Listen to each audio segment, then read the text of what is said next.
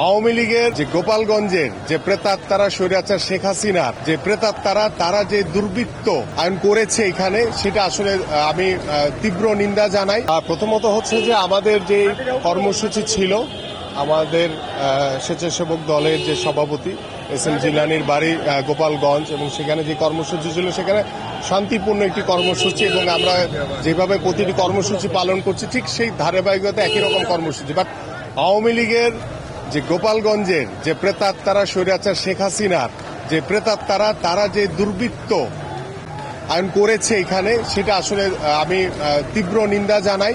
এবং আমি মনে করি যে যারা যারা এই ঘটনার সাথে জড়িত ছিল তাদেরকে অবশ্যই আইনের আওতায় এনে তাৎক্ষণিকভাবে দ্রুত বিচার আইনে আমার কাছে মনে হয় যে তাদেরকে বিচার করা উচিত। কারণ এই ধরনের ঘটনা বাংলাদেশে আর দ্বিতীয়বার যাতে না হয়, এবং আমরা চাই এই স্বৈরাচার শেখ হাসিনা পতন হয়েছে, ভবিষ্যতে যাতে বাংলাদেশে আর কোনো স্বৈরাচারের জন্ম না হয় সেদিকে আমরা খেয়াল রাখছি। পাশাপাশি একটি সুস্থ ধারা রাজনীতির মাধ্যমে গোপালগঞ্জের যারা আওয়ামী লীগের যে দালালেরা, যা দুর্বৃত্ততা, তারা যে অন্যায় কাজ করেছে এবং অবশ্যই তাদের বিচার হবে।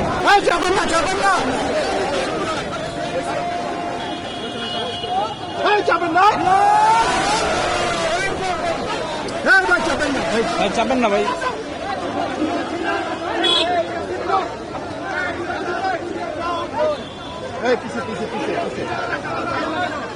পিছিয়ে আসেন, পিছিয়ে আসেন, পিছনে পিছনে ভাই, পিছনে আসেন না